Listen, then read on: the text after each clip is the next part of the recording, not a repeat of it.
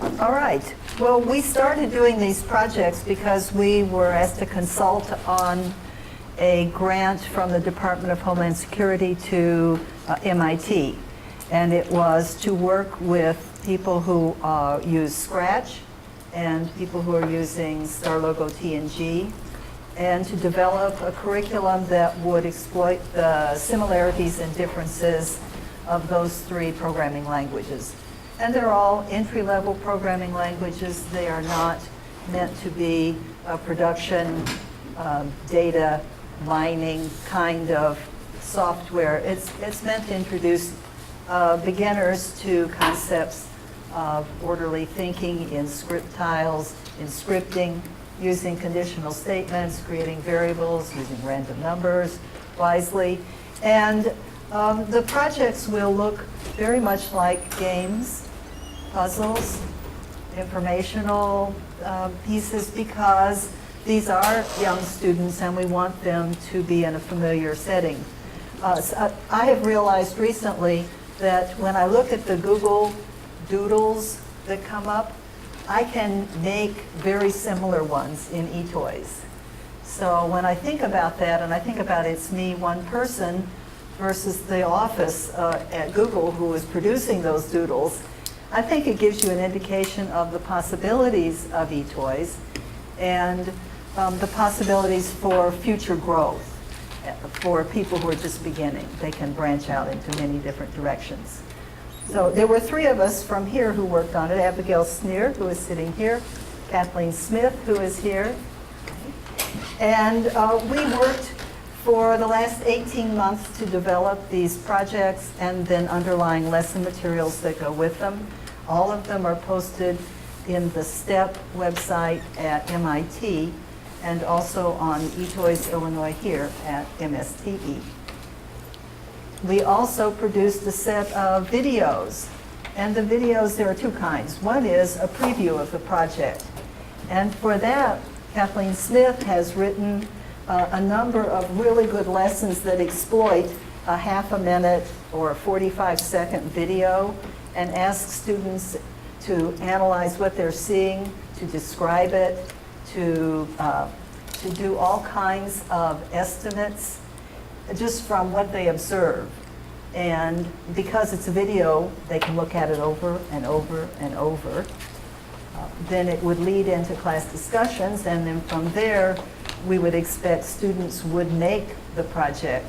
These are not meant to just be worksheets where they only use someone else's project, but rather that they see an example and then take off and make one of their own. Let me show you some of the projects. This is the at a glance that will be posted on our website, and each of these is a clickable link. I'm not going to click them today because it takes longer to open them up from the internet than it does for me to just open them from my computer. But this document will be posted, and it's a nice way to just see this set. And you'll notice the time and, difficulty is missing there. And I have to tell you, this looks neat, doesn't it? But it is hiding a multitude of sins. There's messy stuff going on underneath because I made assumptions, and they don't show up here really. I had to assume a whole lot of things about the students, what they knew, what they had already done, basic knowledge that these projects apply, basic eToys that they apply, how much time their teacher wants to give them to practice, to prepare in advance. So I just rolled all of those into placing things roughly here. There's no mathematical certainty in this. This is just based on your opinion at this time. Yes, but it's based on an awful lot of work with children. Okay. And I don't disagree.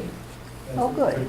Yeah. Yes, I don't know how much of education is really scientific anyway, because every group of students is different. They all come to you with different talents and abilities and characters. And As a teacher, what you do is try to get a sense of what the whole group is and where you would like for them to all be at the end of a lesson or a project or a period of time, maybe the quarter. And then you work to bring as many of them as possible towards that goal. So this, as you can see, there are some down here in the area where you don't take much time, and they're not very hard. And this first one, I'm not even going to show you, but I will tell you, it uses it as a multimedia authoring tool. There are little pictures. There are little buttons that come in eToys where you can have it make multiple copies of something. And it's a Sudoku project that has no right or wrong answer except in what you observe as you play the game. I'm going to show you, however, cyber careers, which you can see is a step up in time, and that is because it has scripts. So, because we were working for the Department of Homeland Security, and they asked us to stay in topics that were of concern to them. Transportation, security, and safety nationally, land, sea, and air, information security, and the food distribution chain security. And when you start looking at any one of those, there are just lots and lots of possibilities for careers at many different levels. This is the example that I would say to my students would be take some information from one of these websites and turn it into an informational panel that might be used at an occasion, something like this, where you're speaking to a group and you want to have something for them to see. So in a way, this is a PowerPoint slide. And it's big enough for you to read. Good. Oh, yeah. All right. Well, it's talking about meaningful careers. And I think it mentions scholarships, Homeland Security. And have you noticed something about the color? All right. So there is actually a slightly concealed message.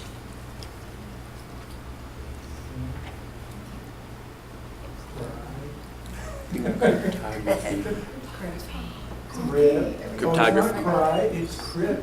Cryptography. Encryptography. Did I misspell it? Oh, my. No, I hope not. no. Just take some of this a long time. So down here is a button. So there is a little script here. The script is activated by that button. When you click clue, it shows you a clue. And this was for young students. So the clue is incredibly big. And it is the answer. And there's another little reset. That would not take long, although it would take time to research the information. It would take time for students to say what they wanted to include in the panel. It would take time to type it, to select if they were going to hide a message that way, to decide, find the letters for the message that they wanted, and then to make a script that showed that clue, and another script that hid the clue again. And those are tiles in eToys, show and hide.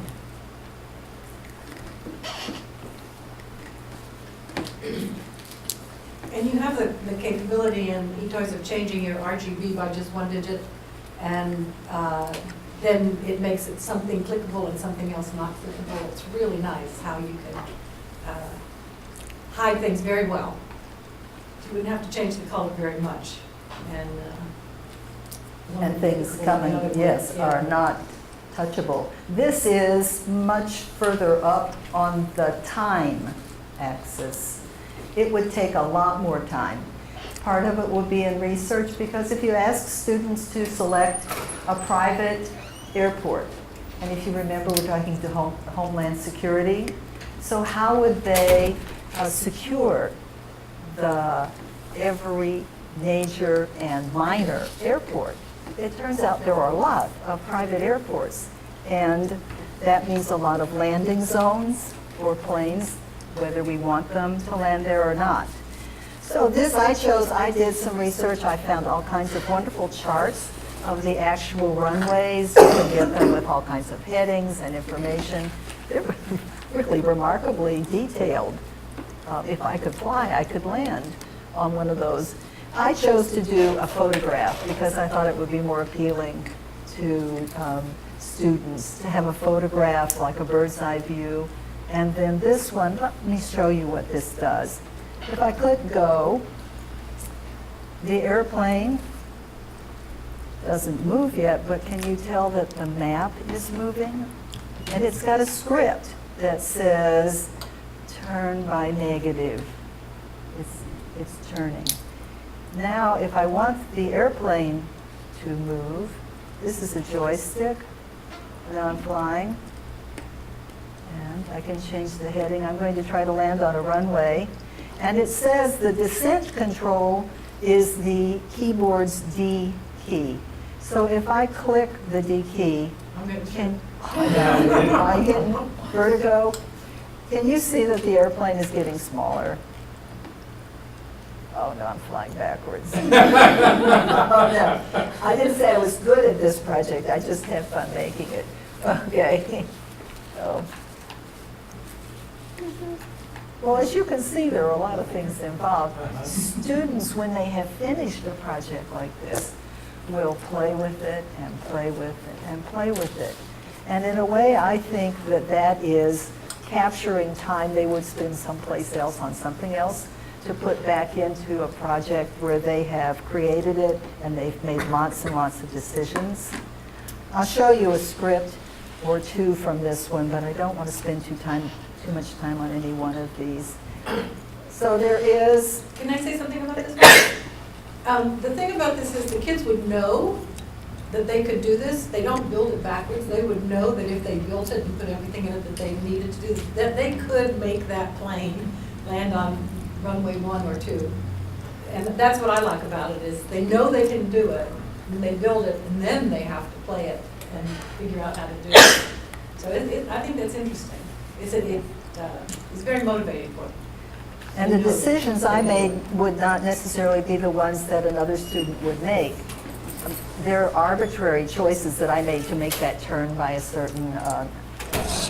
Kathleen, in the game here, do you also have the option of seeing it from the plane side, so that when you get closer to the runway, the landway, that you see it getting bigger and coming towards you? Yes. Yes, the decrease by the scale factor where the plane gets smaller makes No, he's talking It's about the other way. seeing As I'm the pilot coming Yes. down. No, The background. that they can do in... They can do that, They yes, can do if they chose to do it Absolutely. from the pilot's point of view, absolutely. Okay, but I think chose- he's asking like in Star Logo, where you can just click on something and change the view. No, we can't do that. No, eToys does not You do would that. have Like, are you to- asking that, like what you can do in Star Logo? Now I'm just thinking, now you saw that the plane got smaller, that's like, well, the plane's getting closer to the ground and I'm staying up here. yes, But I'm thinking of me as being the one who's landing the plane, I'm the pilot. yes, Then there will be the ground coming towards me and getting bigger. You yes. sure Yeah. could. That's And we not could make a But it would be project a like completely that. different That would be project. another, No, you just need to make the scale factor of the background getting bigger. That's all. Change the scale factor of the background. So you principally could have a button saying view it from pilot, view it from bird. Yeah, see, that's You what could. you can do in Star Logo. yes, you could. The answer you could. because- She Yes, didn't you do it, but could, you can. Yeah. but it would be a whole nother set of, it would be like an animation, Mhm. where you could click the view of the airplane so that it instead looked like the pilot's because view. you- Yes, You have to choose which region to use. Scale. Yeah. Not to scale, to show. Yeah, to focus on. so this script is what's moving the airplane. Yes. It's just a joystick, and it's a, oh, I'm terrible with this, sorry. You don't want me flying your plane.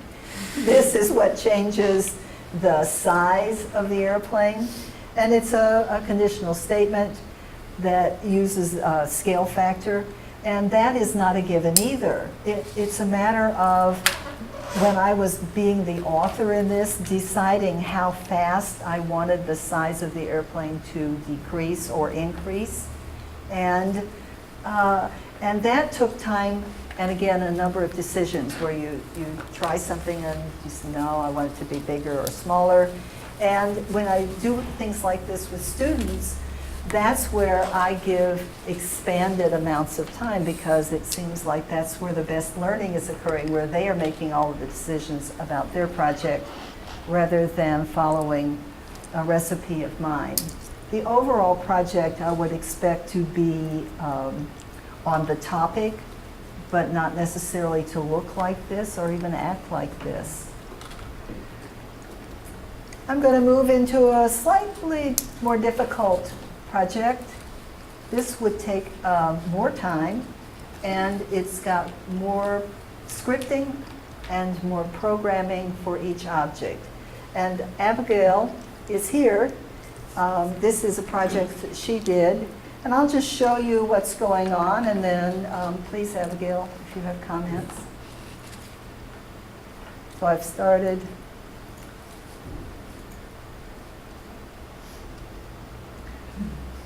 Bacteria are growing, supposedly no shortage of food, but if they are crowded, the energy level is going down, and as the energy level goes up, they could multiply, they could, what's the word? Reproduce, split into two. And you can see when I stopped the script that made them move and multiply, that it also stopped this graph that's happening to the side. For a student, what would they need to know? They would need to decide whether they were doing a specific bacteria or a generic one. They would need to do a little research, and these are the kinds of things for older students you could expect them to do in advance. To go into the internet and research a little bit about bacteria. Find one that you like or don't like, or one like salmonella that is a constantly recurring problem in the news. So as a teacher, you could say, I read in the news today, salmonella here in Champaign. That's not true, by the way. But bring it into an immediate sphere of concern, and then ask students to read newspaper articles, and then to read some background scientific information, and then to come into school ready to put some of that information to work. Where is this one on your chart of time and difficulty? Oh, it's up there in the big time, big difficulty. It's not, shouldn't be there. I would put it lower, and it's not that complicated. Okay. The reason I put it higher is because it has a number of variables, it has a number of scripts. So this is one of the scripts for one of the plotters, and you need to have that's a reset, and then you need to plot what's going on.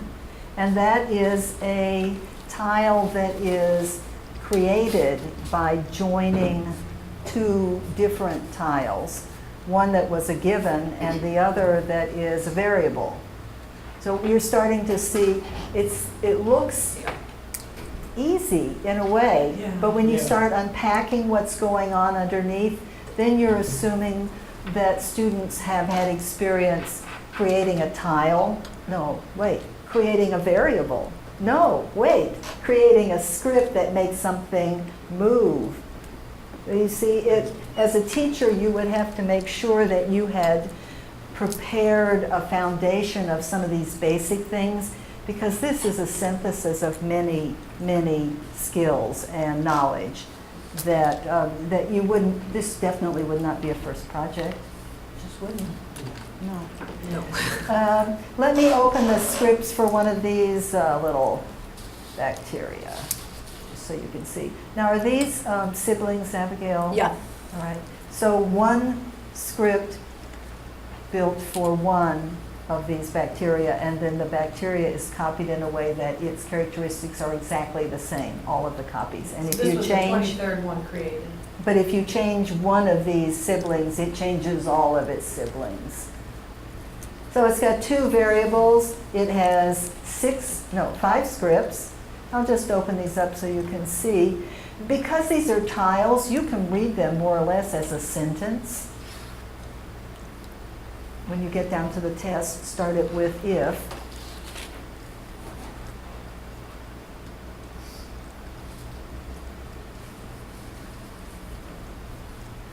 Open another one. Reset. So there's a nested test.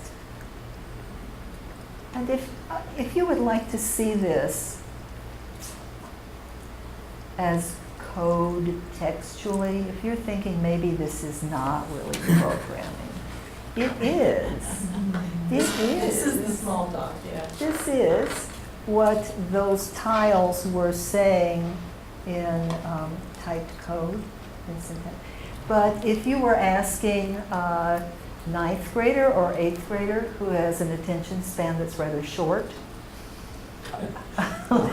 It's non-existent. Yes, or exactly. non-existent, if you ask them to type something like this accurately, the number of mistakes that can creep into this, the punctuation, the spacing, the brackets, not closing a bracket, not opening one, would end up, I think, discouraging a number of students who could in fact think this through very clearly. There's logic, their understanding is there, but to actually type that would take much more time in a way than it's worth at this point. If we want them to learn to think programmatically, why would we put the barrier of, where is that tile? Revert to tile. Revert to tile, thank you. Why would we put that barrier of typing? Well, we don't have to at this point. We could put that off into some other teacher's world. But when you get the kids into high school and if they really have been engaged with e-toys and they want to do things that are not easily done with the tiles, they can go to the script and they can do it. But that's, once they've changed that script by changing the actual small talk, they cannot revert that script back to tile. Because there's no tile waiting for it Right. back when it goes back. But I know Abigail, when we first started using eToys, made, you had functions you wanted that you created in Smalltalk. And then it runs just fine. Couldn't you create your own tiles? Or You can, yes. And I have not done any of that. Yeah, I didn't, but you can. And there are what's the name, videos that shows you how on squidland.org. And there's also a group of really, really, really nice programmers who give their time freely to e-toys. So if you ask them to make you a tile, very, very nicely, they'll do it. I'm going to move on to the next project, which is, let me show you where we are on this chart. We're looking at ciphering. So I put it at difficult and medium amount of time, maybe 5 days, 5 class days by the time it was finished. And I should say, I asked Kathleen to present some items from the corners of her chart, just so we can see the range. And this one doesn't have many scripts, but what it does have is a different way of viewing text. In the other things, here we just call text an object. Here, when we type in here, we're using the characters. And does this one use it as a string, Abigail, or characters?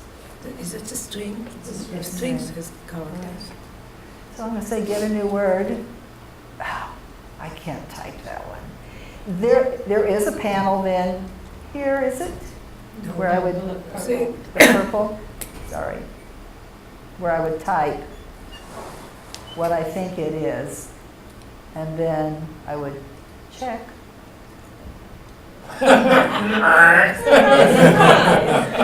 Get a new word. Okay, Oh, that's a long one. It, Playing like this. These, you have to really stop and think, and although students might not always do this, they could also read about what is going on in this project. And you could have it both ways. Here you encrypt a given word, and you could get the encrypted form, and you have to find what word it is. Documenting is very important. Having been part of like the CS4HS workshop where you emphasize that you put in a flag, a description, some kind of documentation of what you did. And these all have that. A lot of these have, yes. Instructions. Yes. basically. This project, where are we, is in the middle. Not too difficult, a fair amount of time. And that's because it has quite a few decisions. And the helicopter, I did some research. I looked for good helicopters, and then I looked for ones that were specifically available in digital images with them oriented two different directions, because I wanted my helicopter to look like it was flying to the right and to the left.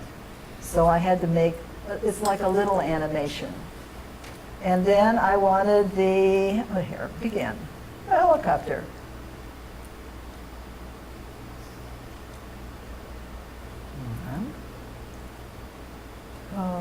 I'm using the arrow keys to change the size of it. The scale factor is increasing and decreasing.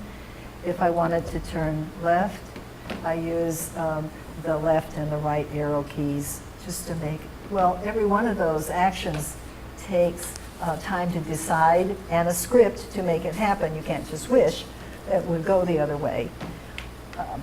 This joystick just controls where it is on the screen. It's the scale factor that makes it look like it's flying away.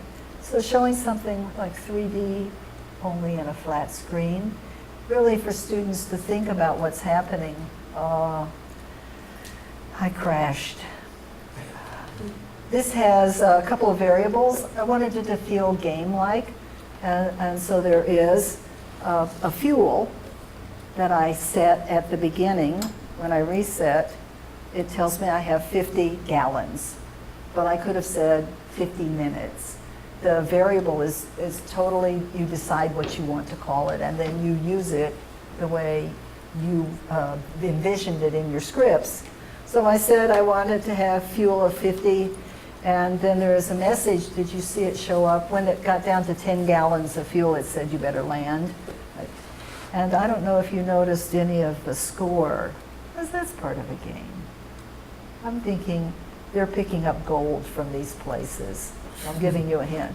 Those yellow dots are where the score is accrued. Well, if I hover over that little yellow dot, you see the score is increasing. And when I've watched my students play this, they have been very competitive with it. They will play it over and over and over again to get the highest score and say, what did you get? I get 16,000. What did you get? I get 24,000. Although not, I work with young students. Oh, I crashed. Well, when these projects are done is where I see students get to go and play with someone else's project in the class, and then to be able to say, I like that feature, or I wish I had done it that way. They're learning from each other without me prompting it. It's where they analyze what's going on. They say, how did you do that? And pretty soon, one of their classmates has taught them something new. And if there's time to go back in and add that feature or to change something they realize is really not working and the other kids are aggravated about it. I've seen that where they'll make something too fast. They think, speed is everything. And then when other people play it, if it's too fast, they play it for about 2 seconds. They go, this is too fast, it's too hard. And they move on to somebody else's. So that kind of feedback to the developer of the game is valuable. They learn to test the market in a way. Yeah. I have We paid shown. $1.5 million for each of those helicopters, and I've watched you crash 3 of them. So Homeland Security is not happy with you. I have a question. Is there any way of getting completion rates by students and using those as to sort of confirm your perceptions of the difficulty of the games?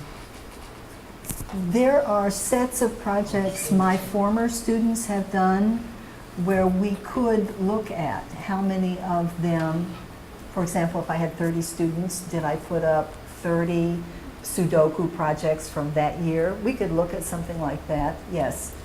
But unfortunately, we have not kept the list of my students. I taught at an elementary school for about 8 years doing e-toys, and we weren't doing research. Yeah. We've only just begun that. Oh, So, And I should say this graph is only, 6 days old? about So, I mean, These projects that we developed were from middle school, and they were done, we've not done them with any students, really. we've done parts of these Mhm. with students where we know some of these things will work with students, and then we've put them all together in larger projects because older students will learn this quicker. We're seeing that now. We're piloting e-toys in Champaign schools, and Dr. Reese and I observed this week, and we could see middle school students who were moving at an accelerated pace through beginning e-toys and already saying, what can I do, what else can I do, show me how. Any of your former students? No, this is at This was 7th grade at Jefferson. Okay. The little Sudoku here in the lower food safety Sudoku down there, Kathleen does that with her 2nd graders? Mhm. Yeah, so 2nd graders can do the Sudokus. Well, 2nd graders can do a number of these things. It just depends on how much time you want to invest in it and how long children can sustain their enthusiasm for it. So there are some students who will work on one project for weeks. I saw my students last year 4 days a week, and there were some of them who would come in and work on the same project over and over and over and over. And then they might stop for a few days and go back into it because they had a new idea. That open-ended kind of experience, I think, is really valuable. And I had the luxury of time where I could let that happen. I did not have a curriculum that had a pre-test, a post-test, a benchmark, and a final exam, which, well, I know we have to move forward in education, but I felt like in my course and my class, I could offer a different point of view, and that was to let children really spend time, to invest in time in their ideas. And it wasn't just, I'm not totally, freestyle. In fact, we did 8 or 9 projects over the course of the year, 10 or 12 in some classes. And it's a matter of recognizing that some students want to spend more time on an idea and then to give them the time rather than to always be pushing forward before they're satisfied that they have accomplished what they wanted to. I'll tell you, my background is as a music teacher, and I know that there are pieces that I still choose to play that I mastered 45 years ago. But because they are a beautiful piece and a beautiful place for my mind to be, I will pull them forward into today.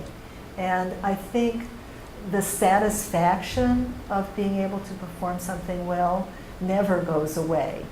So for these students to be satisfied that they have done a really good job on their project never goes away. And I will just show you our website has 2,000 pieces of evidence here. 2,000 projects that we have posted. And you were asking about student data. What we can do is look back and see how many students finished a project well enough that they would put the word final in the title of it. And that word released it to me as the site administrator for eToys Illinois. So I've got projects that were done by Upward Bound students, by College for Kids students over several years and several sessions. And that number is out of date. Yes, how many are there currently? About over 2,000. And when we look at one of these categories, we can choose it and see how many are in the category. So Broken Glass is a project with polygons that make puzzles, and we can see 20 out of 30 students completed that project. I don't put projects up unless the student has said it's a final version, because when we talk to them about the realities of the internet, we want them to understand that the life is apparently endless once something goes on the internet. And I wanted them to know that they would put up a project that 3 or 4 years from now they could still find, and that they would not be embarrassed by it. And you can notice there are projects in many languages here on eToys, because it is an internet, it's used around the globe. I see French, I see Spanish. What else do I see? English. We're waiting for those translations. Yes. I wrote the quick guides, was the principal author for the quick guides that are inside of eToys. I think this is not a good place for us to be. These quick guides, I was invited by Alan Kay to create some help guides for beginners, and he was doing eToys to be put on the one laptop per child, the $100 laptop that Nicholas Negroponte started at MIT. And I wrote these quick guides in the hopes that a quick explanation, a little 4-page interactive explanation of that tool or tile would be enough to start an idea. It doesn't exploit all of the possibilities of text by any means, but in some cases it's just to point out that there are possibilities that they might not have noticed. So script tiles, there were all kinds of tiles there.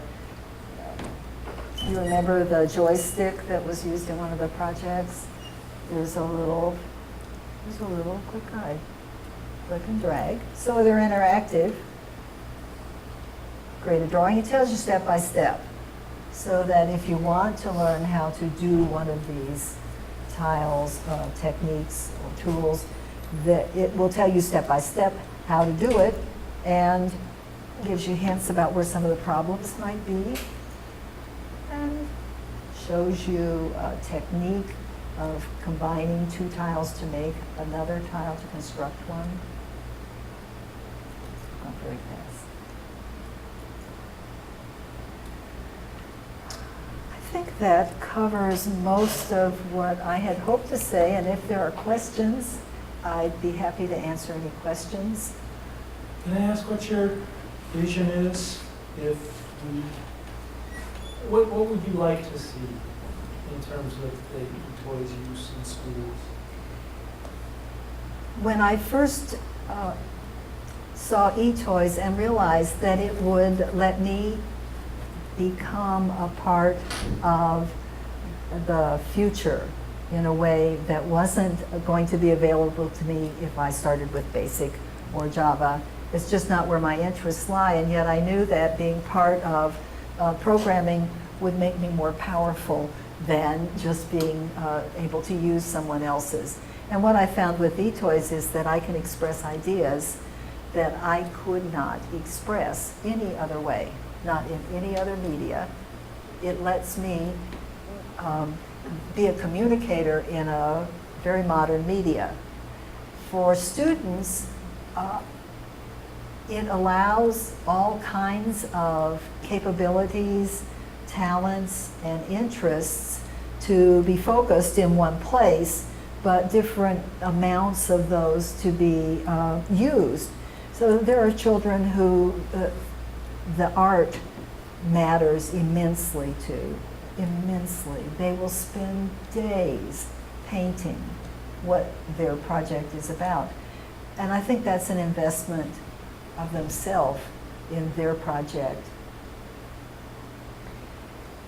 There are students who want to make games and who start out thinking they're going to make a multiplayer game with 3D simulations and music and sound effects. And when it comes down to it and they realize that they need to do step-by-step logical thinking, and that there are some of those projects that are created by, what, 500 programmers, musicians, artists, all of the, when you start looking at what's made some of these big games, and you ask them how many people are you, they start to realize that they're going to need partnerships at some point, they're going to need collaborators. But for now, what is it that you can do that will make a satisfying project here and now? I think it's a good place to start. So now you're out in Champaign schools, and so what kind of thing are you looking for in terms of research? George is doing the research. We're looking at teachers and how they're adapting or adopting e-toys. What are the differences that we're seeing as they are rolling it out beyond just the small group of eToys Illinois teachers. And as part of that, we're going to be looking at student artifacts to capture some of the student experience. That is video of the screens of students, just as we have the eToys here, we want to capture some of the video of screens that students are producing, of the process that students are engaging in as they produce eToys programs, and interview students and teachers about their experiences with eToys. These are now middle school students, and previously we gathered data on elementary school students. So we're getting a larger and I think clearer picture of how kids encounter it for the first time in school context. And to my mind, the big question is with teachers. And we could see in the elementary school, we see, again, in our current sites, the kids will take to things very rapidly. Teachers managing the complex array of circumstances, large numbers of kids. When I was observing, we were in a classroom yesterday where the band was playing next door. You know, while they were trying to. So those are, plus it's not in the curriculum already. So there are barriers naturally to teachers adopting this. And so it's a research question how they respond to that. And that's what we're studying. What did you feel when you left yesterday? I was psyched. Psyched? Yeah, I was. Good. Let me say a little bit about what I think, what I believe I saw. Wide range of students. The rule that my colleague Janice Sebestik has stated is very much in play, and that is that management trumps curriculum. So you have to have good management. So we saw good management in areas. So that's prerequisite for doing something in a context like this. So it was very good classroom management. There was appropriate use of technology. So the teacher took this eToys instructional moment as an opportunity to teach Smartboard as well. So a student would come to the board, would open the program, and would move the tiles around with the teacher at the keyboard functioning as backup in case something wasn't going right. And the other students observing and learning the lesson as one student was moving through it. So they learned a procedure and to accomplish a task. Then they break up to computers that they would work on either individually or in pairs to accomplish that task. And then you see the wide range. And the thing that left me enthusiastic was a student who just could immediately extend it very quickly, get the colors, put in the emotion, and who was asking questions, how do I do this, how do I do that? They were engaged and enthusiastic. And there were also students who were distracted, might exhibit behavioral issues, but then when they start to do it, can come up with some of the most creative applications. So we see, for example, this was a rotation animation, and the first group to produce a star, the visual of a star, would be a group that I would have said, I was kind of struggling to keep attention at first. So That's my point yeah, exactly. so then they were engaged, and then they could be. So people were coming over and saying, "How did you do that?" Yeah. To these kids, so it's so exciting to see that happen, to see the range of people, the range of kids engaged, and to see everybody's. It's that differentiated instruction thing that we talked about, but you can see it in action. And this is. So is this a very new thing for the teachers? Do they get any support from the district, or support is Kathleen. Kathleen? Yeah. It's Kathleen, and it's support that to my mind, it's some support that the district is kind of making space for this for some teachers, and stating that it is something that the district wants to be done, and that's very important. Talking about this issue, support is critical, and that's as much as we got so far. that's what we got so far. So far, the support is space and time. Well, That's about it. that's pretty good. That's pretty Well, good. Einstein would have been happy. That's right. That's true. We don't need to waste that. Just Joe.